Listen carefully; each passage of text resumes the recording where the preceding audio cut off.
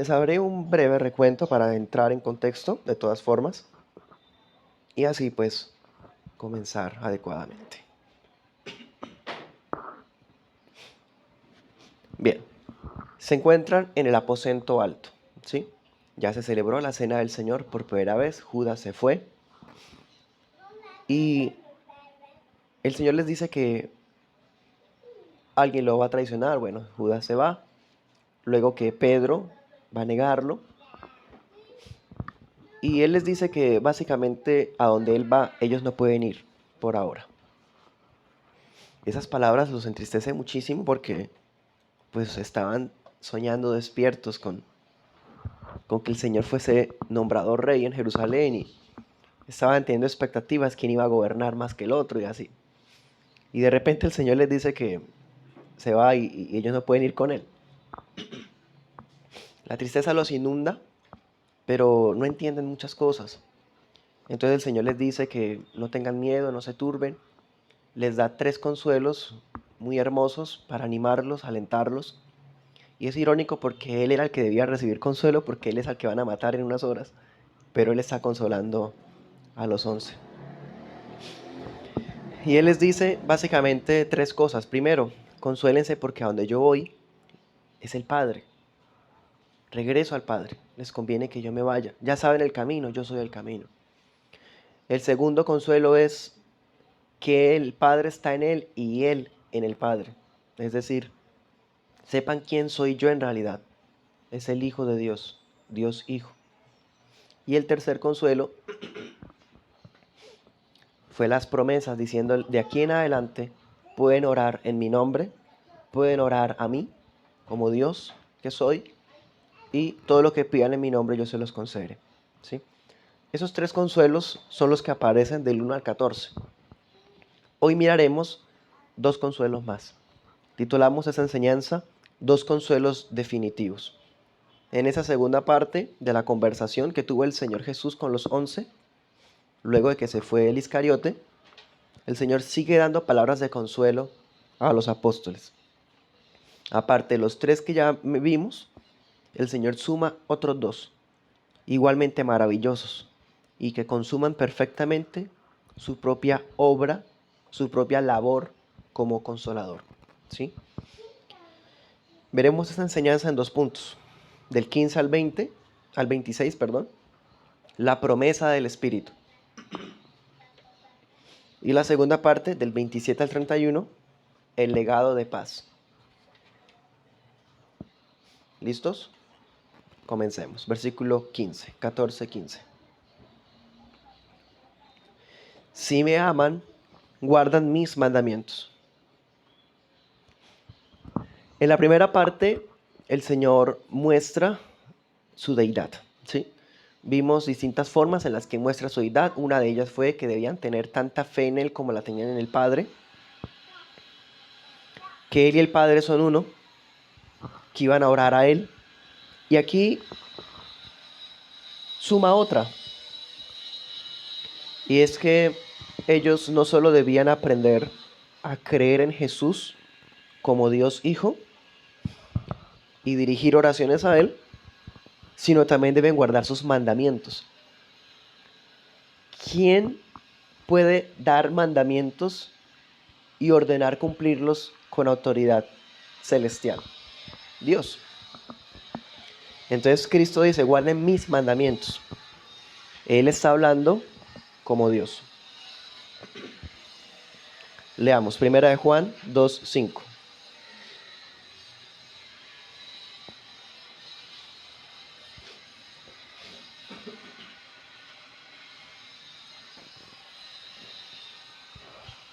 Dice, el que guarda su palabra, verdaderamente el amor de Dios ha sido perfeccionado en él. Por esto sabemos que estamos en él. ¿Sí? El amor que profesaban a Jesús solamente podía evidenciarse con la obediencia. La obediencia de ellos sería la evidencia más fiel de su amor por Cristo, así como para nosotros hoy. Nadie que dice que ama al Señor y no obedece la palabra, pues no está diciendo la verdad. ¿Sí? Volvamos a Juan. Entonces ellos deben guardar los mandamientos. Dense cuenta que antesito había dicho que si piden algo en mi nombre, o sea, esto condiciona aún más la oración. ¿Sí? Él dice, él promete que él concede las peticiones que se hagan en su nombre, pero deben guardar la palabra, deben guardar los mandamientos. Y luego, ¿qué dice? En el 15, en el 16. Y yo rogaré al Padre y les dará otro consolador. O sea, prácticamente diciendo que esta otra promesa que iba a empezar a hablar también solamente cubría a los que lo aman y guardan sus mandamientos. Todo eso está conectado. ¿Sí? Apenas él volviera al Padre, allí Cristo le pediría al Padre que les enviara otro consolador. Un texto absolutamente trinitario, impresionante. Cristo pidiéndole al Padre que envíe otro. Es impresionante. Esa palabra otro significa otro de la misma clase. Es decir, una persona que es igual que Jesús, como Jesús, no Jesús, sino otro. La palabra misma lo dice, otro. Y ese otro iba a continuar la obra. ¿Qué estaba haciendo Jesús en Juan 14? Consolándolos. Ese otro va a continuar la obra de consuelo. ¿Sí? Esta palabra otro también significa que este tiene la misma esencia del que está hablando. En la primera parte de Juan 14 se establece que Jesús tiene la misma esencia que el Padre. Y aquí está diciendo que el otro consolador tiene la misma esencia que el Hijo. Y si el Hijo tiene la misma esencia que el Padre, entonces el otro consolador tiene la misma esencia que el Padre. O sea, es distinto, es una persona distinta, perfectamente unida, pero distinguible. Así como el Hijo está unido al Padre, el Espíritu está unido al Hijo y está unido al Padre. Impresionante. Todo esto es un texto muy revelador de la Trinidad. Verso 16, sigamos ahí. Dice, yo rogaré al Padre. Esa palabra rogar no es como cuando un inferior porfía algo a un superior. El término que se usa es cuando alguien le pide algo a un igual. ¿Sí? Otra evidencia de que en la deidad hay igualdad. ¿Sí? Mientras Cristo fue hombre, ahorita miraremos un poco más eso, obviamente él estaba subordinado al Padre, obedeciendo su voluntad, hablando su palabra y cumpliendo sus obras, pero en su deidad es igual. Y aquí básicamente nos dice que ese otro consolador es igual. Igual es en poder y gloria, dirían luego las confesiones de fe históricas. Dice, yo rogaré al Padre y Él les dará otro consolador. Esa palabra consolador es un griego que es paracleto. Esa palabra es muy profunda. Y aquí básicamente se traduce como consolador, pero se queda corto. Porque no existe una palabra en español que contenga lo que significa. Con decirles que paracleto significa por lo menos tres cosas diferentes. Primero, alguien que consuela. Bien, fácil. Pero también significa alguien abogado, alguien que aboga, o sea, alguien como que da consejos pero legales, como en un tribunal dando una asesoría ahí en pleno. Y lo tercero, intercesor. La palabra paracleto también significa alguien que se pone en lugar de otro para defenderlo. Entonces, dése cuenta, esa palabra paracleto en nuestro idioma español se queda muy corta. No es solamente el consolador, es muchas cosas más. Solo que en español no existe una palabra que pues, sea capaz de contener todo esto. Hay una versión que traduce defensor. Es muy interesante. Dios habla hoy lo traduce así. Y pues estoy muy de acuerdo con esa versión. Significa literalmente uno llamado al lado. Como si hubiese alguien en un tribunal y al lado de él se coloca otro. Y ese otro lo ayuda, lo anima, lo aconseja legalmente. ¿Sí? Eso es un paracleto. Entonces, vuelva al 16 y leámoslo detenidamente. Yo rogaré al Padre y les dará otro consolador. Está queriendo decir que mientras Jesús estuvo con ellos, Jesús es el Paracleto. ¿Sí? Él fue Paracleto de los 12. Él fue consolador, defensor, intercesor. Pero Él vuelve al Padre. Entonces cuando se va al Padre les va a dejar otro, como Él, igual que Él. O sea, delante de Dios está como consolador Jesucristo también. Y el Espíritu Santo también. Iguales. Otro consolador. Bien. Porque iba a llegar un tiempo en el que Jesús no iba a estar más presente físicamente con ellos. Entonces, cuando llegara al Padre, Él iba a interceder ante Dios para que les fuera concedido el Espíritu, una persona de la misma esencia divina que estaría siempre presente con ellos. Ni siquiera Cristo iba a estar siempre presente con ellos, sino el Espíritu Santo. ¿Sí? Anote el texto, Lucas 24:46. Jesús llama a esto la promesa del Padre.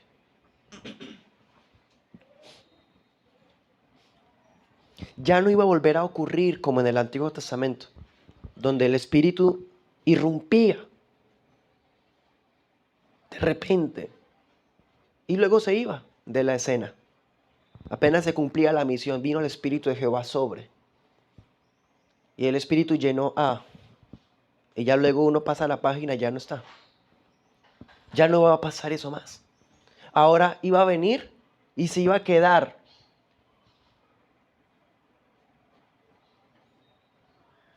Iba a vivir permanentemente con los creyentes. Juan 7:39.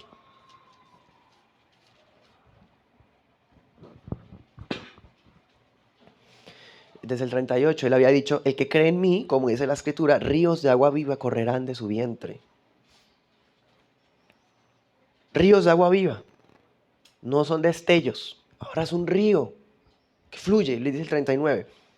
7:39. Esto dijo del Espíritu que habían de recibir, o sea, a futuro, aquí no. Después, cuando él muriera y ascendiera, enviaba al Espíritu. Los que creyeran en él, pues aún no se había dado el Espíritu Santo porque Jesús no había sido aún glorificado. ¿Sí? Cuando fuera glorificado, entonces ahí sí vendría el Espíritu. Así que el Espíritu Santo es enviado del Padre, pero también es enviado del Hijo, porque el Hijo es el que cuando llega al trono, lo primero que hace es enviar al Espíritu. ¿Sí? Sigamos, verso 17. Bueno, dice, otro consolador para que more con ustedes para siempre. Luego dice el 17, el Espíritu de verdad, al cual el mundo no puede recibir, porque no lo ve ni lo conoce, mas ustedes lo conocen, porque mora con ustedes, y estará en ustedes. Recientemente Jesús había dicho, yo soy el camino, la verdad. Eres la verdad, y la verdad estaba con ellos, pero Él se iba a ir. Entonces el Espíritu de la verdad iba a venir, que es el Espíritu Santo. Ese Espíritu no lo puede recibir el mundo, no lo ve, no lo conoce. Pero los redimidos sí, porque mora con ellos, está en ellos. Leamos algunos textos. 1 Corintios 2:14.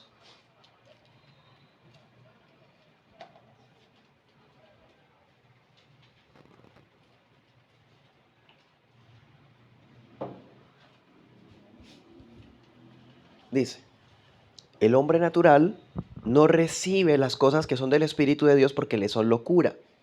No las puede entender porque se han de juzgar espiritualmente. El mundo no lo puede recibir porque el mundo es carnal. Sencillamente. Ahora mire 3:16. ¿No saben que ustedes son templo de Dios y que el Espíritu de Dios mora en ustedes? Mire la diferencia. El mundo no lo puede recibir porque es carnal, pero sí vive en la iglesia, en cada miembro de la iglesia. Mora. Nosotros venimos a ser templos, como una casa en la que mora el Espíritu Santo. Volvamos a Juan. ¿Este consuelo no les parece maravilloso? Aparte de los tres que vimos, ahora está diciendo, El Espíritu Santo se los voy a enviar desde el Padre y Él va a estar con ustedes. Es un consuelo maravilloso, impresionante. Dice el 18, no los dejaré huérfanos, vendré a ustedes. Wow. Dese cuenta que hay tanta unidad en las personas de la Trinidad que puede hablar así, lo cual pues es torcido por las sectas. Pero claramente está diciendo esto. Primero, que los apóstoles no iban a quedar solos como si fueran huérfanos indefensos. Al contrario, Jesús va a volver a ellos. Y esto puede significar por lo menos tres cosas. Primero, que apenas Él resucitara, Él vendría con ellos. Y así fue. Volveré a ustedes. Claro, apenas Jesús resucita, los convoca y se les aparece, ¿se acuerdan? También puede significar que Jesús va a volver a ellos en el Pentecostés, cuando el Espíritu Santo sea derramado por primera vez ya definitivamente en la iglesia. Sí, o sea, Jesús vuelve a ellos en la persona del Espíritu Santo. Y el tercer significado puede ser una referencia a la segunda venida. O sea, como diciendo, yo me voy a ir, pero va a llegar un momento en que regresaré. ¿Sí? Las tres son válidas, las tres son muy interesantes, no se deben descartar. Dice, no los dejaré huérfanos, vendré a ustedes. 19. Todavía un poco, y el mundo no me verá más, pero ustedes me verán, porque yo vivo, ustedes también vivirán. En aquel día ustedes conocerán que yo estoy en mi Padre, y ustedes en mí, y yo en ustedes. El que tiene mis mandamientos y los guarda, aquel es el que me ama. Y el que me ama será amado por mi Padre, y yo lo amaré y me manifestaré a él. Entonces, retroalimentemos. Otro consuelo que el Señor da, les voy a enviar a un consolador como yo, otro, ¿sí? El Padre y yo se los enviaré. Él estará siempre con ustedes, morará en ustedes, ¿sí? El mundo no lo puede ver, el mundo no lo puede recibir. Es más, el mundo ya no volvería a ver a Jesús más. La próxima vez que el mundo vea a Jesús va a ser en la segunda venida. Porque cuando Cristo resucitó, ninguno de los que no era discípulo lo vio. Solamente lo vieron los discípulos y otros creyentes que se habían sumado. Pero incrédulos ninguno lo vio. Por eso les dice, me voy a manifestar, pero solo a ustedes. Ellos sí lo iban a ver. Hechos 10:40. Hechos 10:40 dice,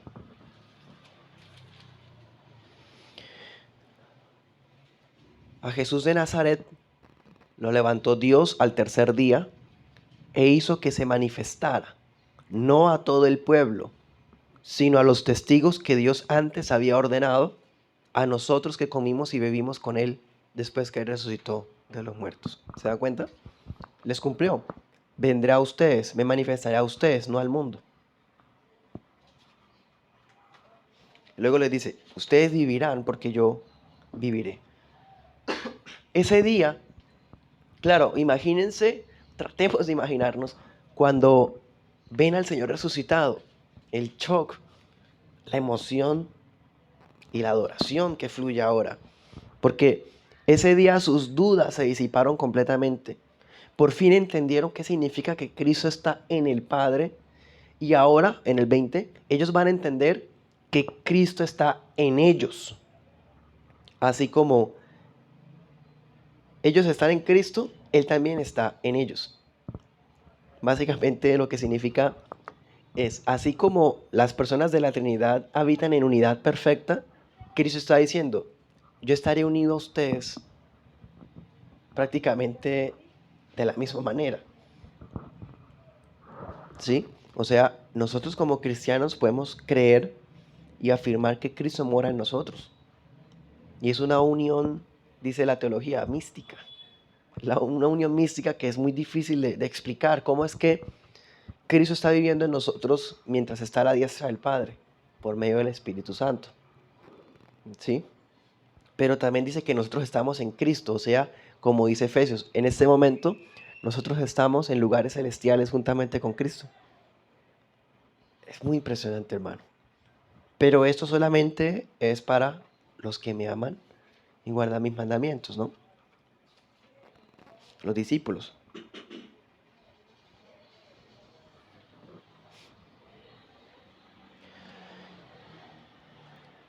Si ellos demostraban su amor por Jesús en obediencia a sus mandamientos, el Padre también les mostraría su amor a ellos. Y es más, Cristo se iba a manifestar a ellos. Volvamos a Juan. Leamos desde el 22. Dice, le dijo Judas, no el Iscariote, Señor, ¿qué ha pasado para que te vayas a manifestar a nosotros y no al mundo?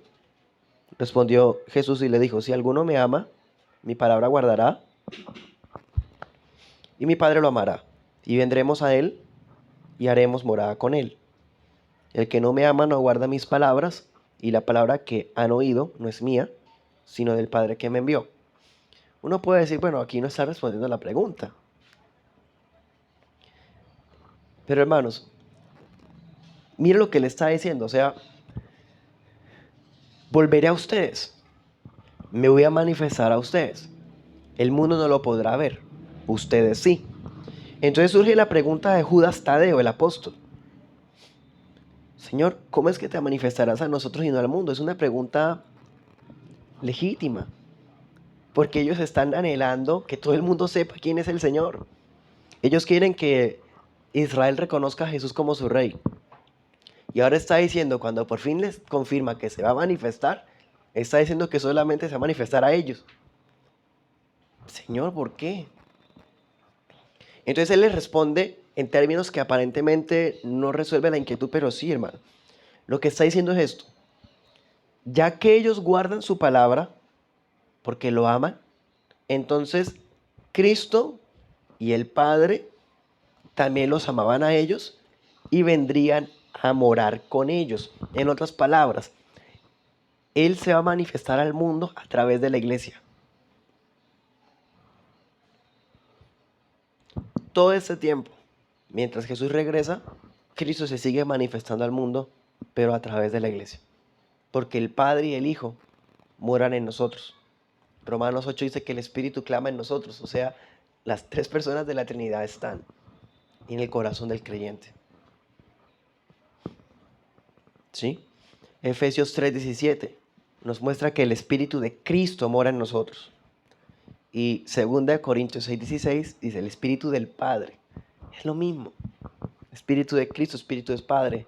Tiene la misma sustancia del Padre y del Hijo. Por lo tanto, el Espíritu Santo es Dios.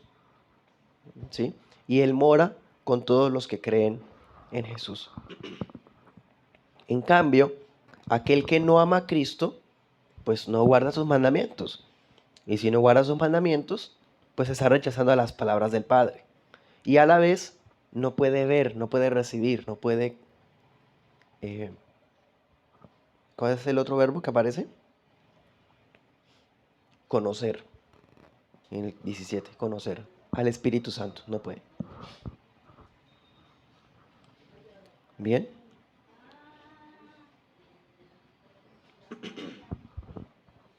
Miremos algunos textos. Primera de Juan 2:24.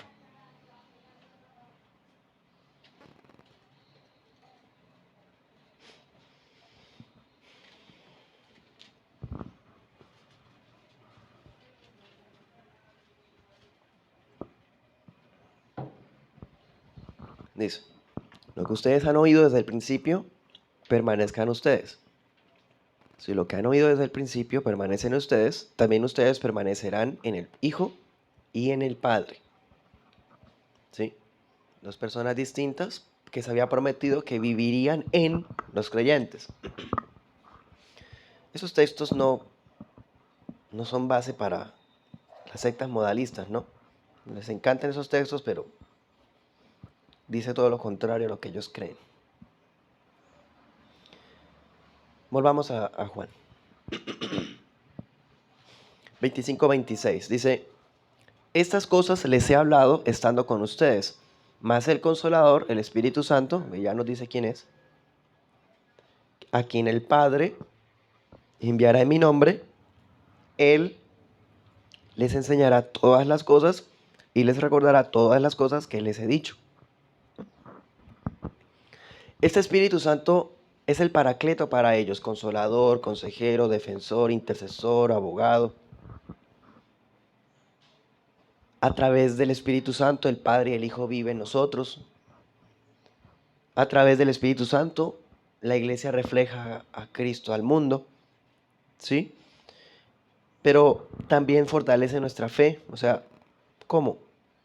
Si hay algo que ellos en ese momento no han entendido, que es mucho, si hay algo que necesitamos profundizar, entonces el Espíritu Santo, el otro consolador, es enviado por el Padre en el nombre del Hijo para enseñarnos, ¿sí? Otra función que tiene el Paracleto, maestro. Jesús fue maestro de nosotros, el Espíritu Santo también. ¿Y el Espíritu Santo qué hace? Enseña todas las cosas. ¿Qué todas las cosas? Mira el 25. Lo que yo les he dicho. Lo que el Espíritu Santo enseña es lo que Cristo ha dicho. El Espíritu Santo no enseña nada nuevo. Ni siquiera, siendo Dios, llama la atención a sí mismo. Al contrario, dice, trae al recuerdo todo lo que Cristo les había dicho a ellos. Esto implica muchas cosas, hermanos. Por un lado, está diciendo que el Espíritu Santo va a respaldarlos cuando lleven el Evangelio a las naciones. Y por otro lado, está diciendo que el Espíritu Santo es el que les va a recordar todo lo que Jesús dijo para que redactaran el Nuevo Testamento. Una de las objeciones de los pseudointelectuales es, pero es que desde los hechos hasta cuando se escribieron pasaron 40 años, 20 años, eso es mucho tiempo. ¿Quién nos dice que no cambiaron las cosas o no las exageraron? El Espíritu Santo.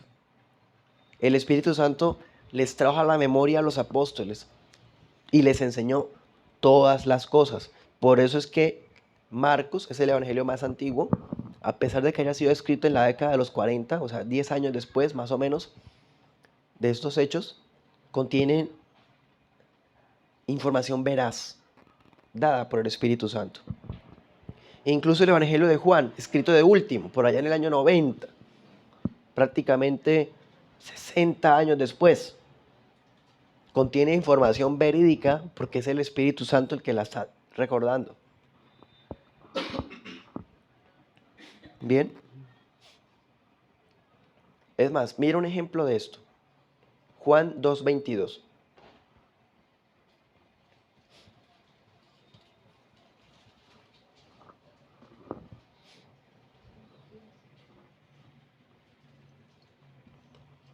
Dice, cuando resucitó de los muertos, sus discípulos se acordaron de que les había dicho esto y creyeron a la escritura y a la palabra que Jesús había dicho. Él había dicho, destruyan este templo y en 3 días lo levanto. Ellos no entendieron, pero después de que pasaron quizás los meses o los años, recordaron y entendieron qué significaba. ¿Sí se dan cuenta? Eso lo hace el Espíritu Santo. Les recuerda los sucesos nítido y a la vez les muestra lo que significan. Eso lo hace el Espíritu Santo. Y saben, no solamente con ellos, con ustedes y conmigo también. Es el Espíritu Santo el que nos trae a la memoria lo que hemos aprendido, lo que hemos leído en la palabra. El que nos muestra o nos enseña el significado de las cosas que no entendemos. O sea, la presencia del Espíritu Santo garantiza que la Biblia siga siendo activa y eficaz para la iglesia de hoy. Bien, entonces hermanos, vimos el primer punto, la promesa del Espíritu. Es el cuarto consuelo que da Cristo a los 11. El Espíritu Santo estará con ustedes como si fuera yo mismo. ¿Sí? Otro consolador. Y vimos todo lo que el Espíritu Santo hace. No está diciendo que donde ellos vayan la gente se va a caer al piso o que Él va a dar profecías y visiones estáticas o algo exagerado. No, está llevando a la gente a Cristo. Es el Espíritu Santo el que hace eso. Segundo punto. el legado de paz. Y esto es el último consuelo que da Cristo. ¿Cuál es? La paz. 27. La paz les dejo, mi paz les doy. No como el mundo la da, yo se las doy. No se turbe su corazón ni tenga miedo. Además del Espíritu prometido, Cristo les va a otorgar un consuelo más. ¿Qué dice? Mi paz.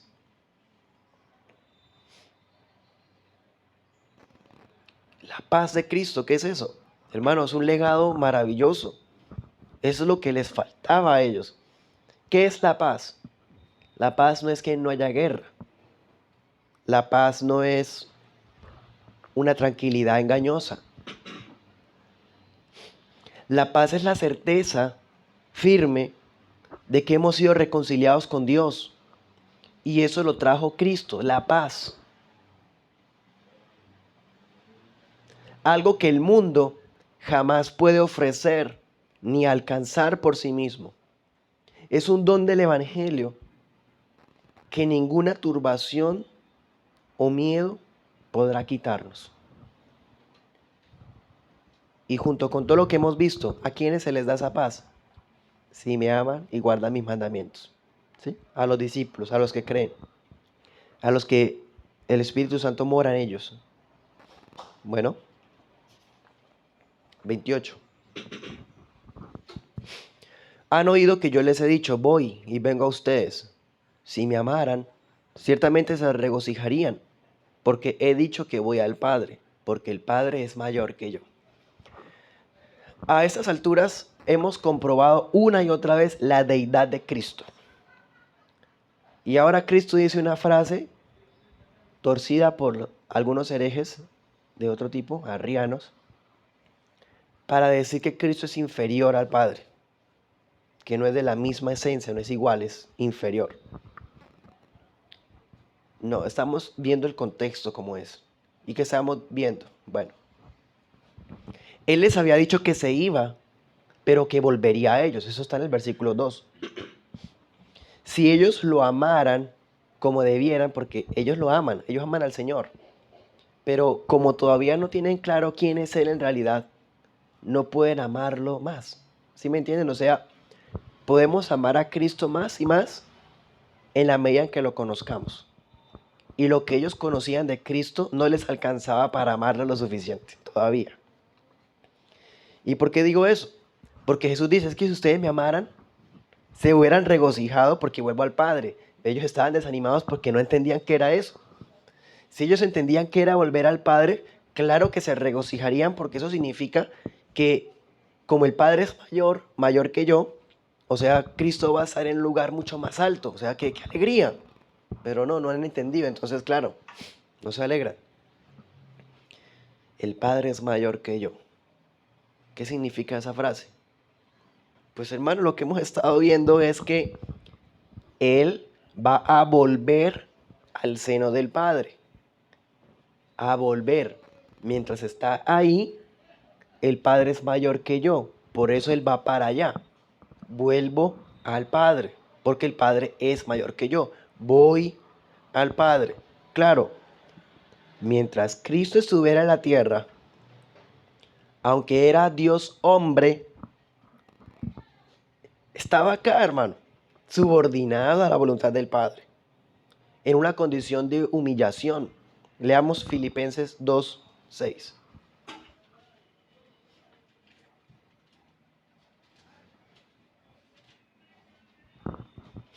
Dice, Cristo Jesús, siendo en forma de Dios, no tuvo por usurpación ser igual a Dios.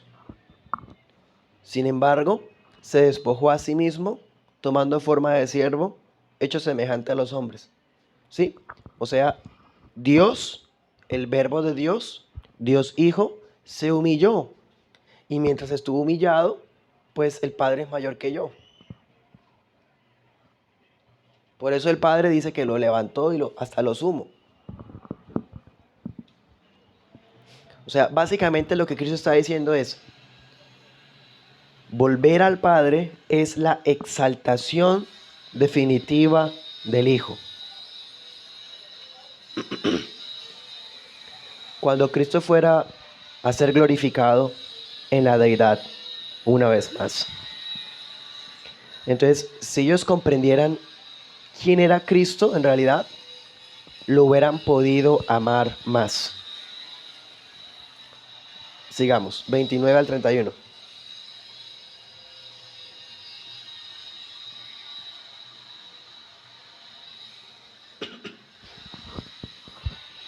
Y ahora les he dicho antes que suceda, para que cuando suceda crean. No hablaré ya mucho con ustedes, porque viene el príncipe de este mundo y no tiene nada en mí. Pero para que el mundo conozca que amo al Padre, y como el Padre me dio el mandamiento, así hago. Levántense, vámonos de aquí. ¿Sí? El Padre me dio mandamiento, por eso el Padre es mayor que yo, lo está obedeciendo. Bien, todas estas cosas el Señor se las está diciendo de antemano para que cuando sucedan, la fe de ellos fuera más fortalecida. ¿Sí? Ya pronto los iban a interrumpir. Todo lo que Él está hablando aquí está en el aposento y ya pronto van a terminar de hablar. Dice, el príncipe del mundo va a venir, está a punto de llegar. Claro, ¿se acuerdan que se había metido en Judas Iscariote? Judas está trayendo la revuelta. Entonces Cristo dice, vámonos de acá, porque ya está pronto a llegar. Como sea, Jesús había demostrado amor al Padre. Él les está diciendo, si me aman, guardan mis mandamientos. Y Él dice, yo mismo amo al Padre y por eso obedezco su mandamiento.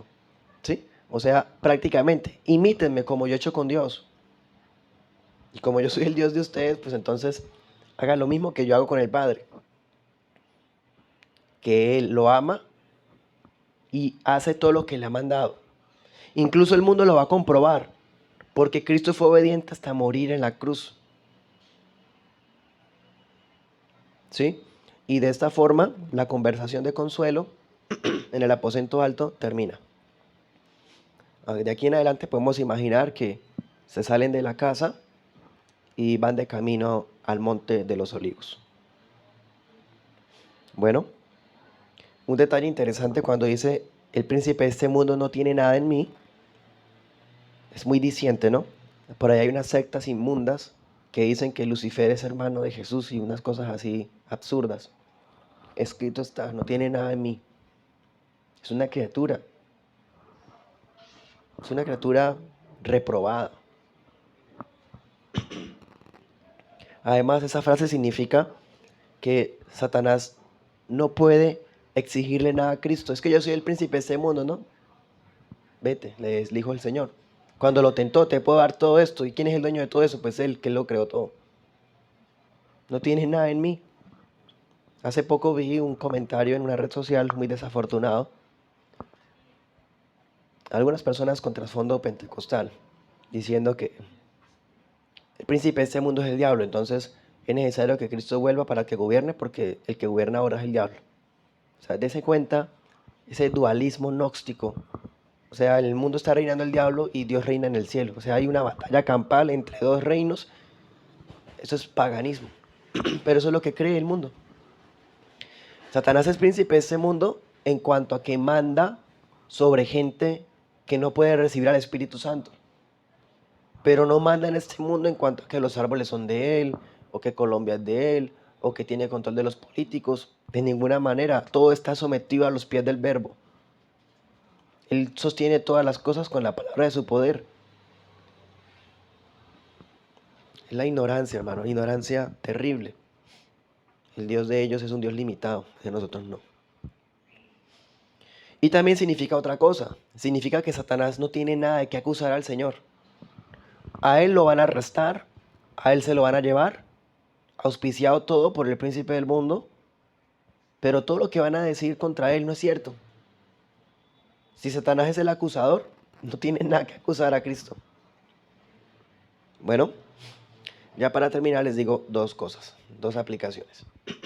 Primera, los cristianos no necesitamos ningún elemento visual para confirmar nuestras creencias ni nuestro culto. Así como no necesitamos cuadros o estatuas, la única cosa visible en la iglesia es la Santa Cena, no más. ¿Por qué? Porque reconocemos que la presencia de Cristo es real entre nosotros por medio del Espíritu Santo.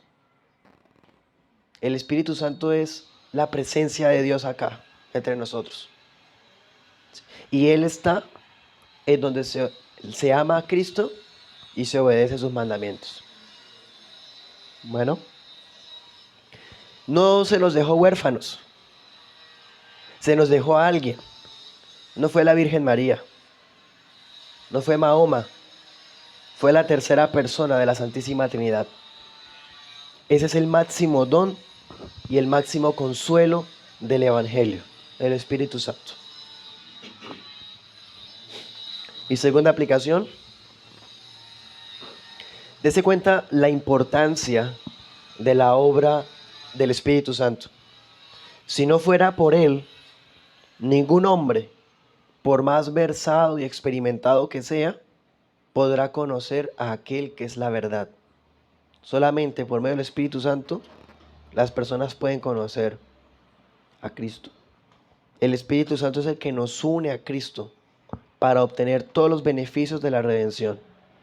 Sin Él, no solo la paz no es posible, sino tampoco la luz para reconocer la relación que hay entre el Padre y el Hijo, para reconocer la verdadera identidad de Jesús, ni para recibir las promesas que Cristo nos legó.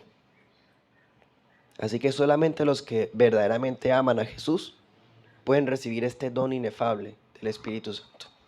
Amén. Oremos.